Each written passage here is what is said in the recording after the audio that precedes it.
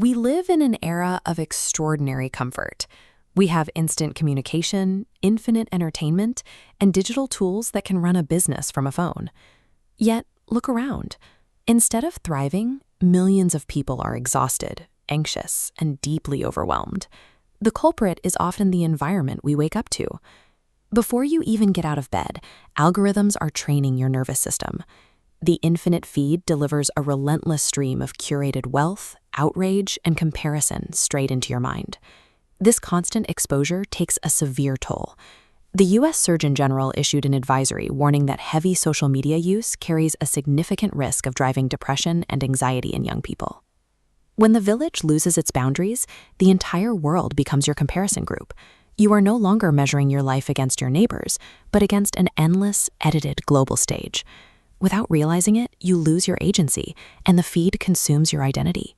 When a mind is drowning in this kind of stress, it desperately searches for a simple story to explain the complex distress it feels inside. Psychologists recognize this as pain looking for a target. If you are struggling to pay rent or feeling ashamed of falling behind, admitting that vulnerability is incredibly difficult. Instead, the mind projects that frustration outward. A teacher enforcing a policy, a boss, or an institution becomes the target, not because they caused the wound, but simply because they are visible and available to absorb the hit. If anger fails to provide an outlet, the overwhelmed brain tries to switch off entirely. It seeks pure numbness.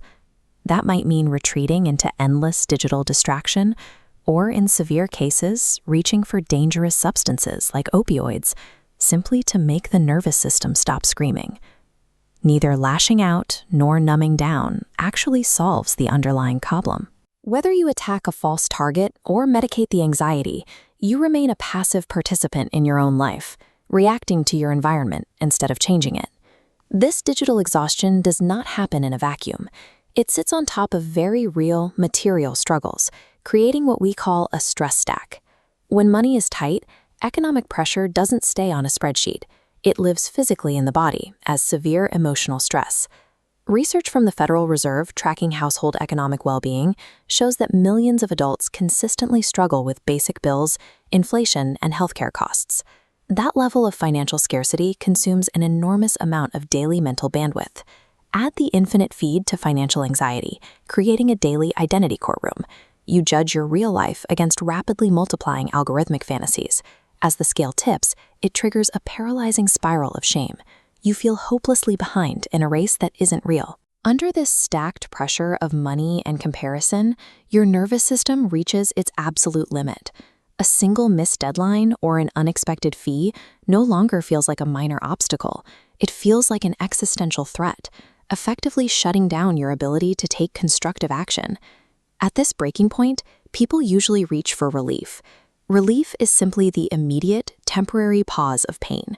You get it by scrolling, avoiding a difficult conversation, or grabbing a drink.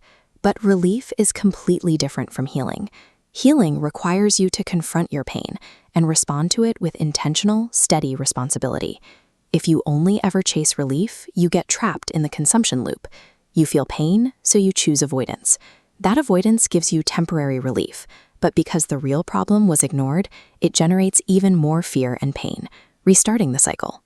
You cannot outthink an algorithmic trap built to hold your attention, and you cannot wait for the global economy to suddenly become easy. To survive, you have to actively break the loop. This brings us to the core thesis of Tran's work. You must create value or be consumed. Human purpose is not some hidden treasure waiting to be discovered under perfect conditions. It is a daily habit that you have to practice. When the feed tells you to worry about everything at once, the antidote is the 5-foot rule. Shrink the battlefield. Focus exclusively on creating value within 5 feet of where you stand. Clean a workspace. Organize your tools. Practice one technique. By narrowing your focus to your immediate physical surroundings, you stop trying to fix the entire internet or outrun the economy. You firmly reject helplessness, and in that exact moment, you reclaim your agency.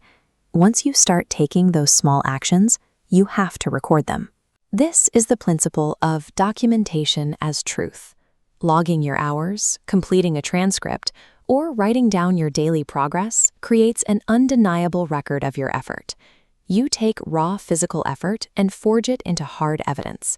When emotions flare up and the mind spins a shame spiral, documentation sits right there in the room, replacing internal chaos with concrete, objective reality. This process replaces a fragile consumer identity, which relies entirely on how you look or how many likes you get, with a resilient professional identity. A professional identity is built on reliability, skill, and service, which are assets that algorithms and economic stress cannot take away from you. Making the shift from consumer to creator does not require you to have wealth, flawless confidence, or perfect mental health. It simply requires you to start. A single documented act of value protects you from being consumed and begins the true practice of purpose.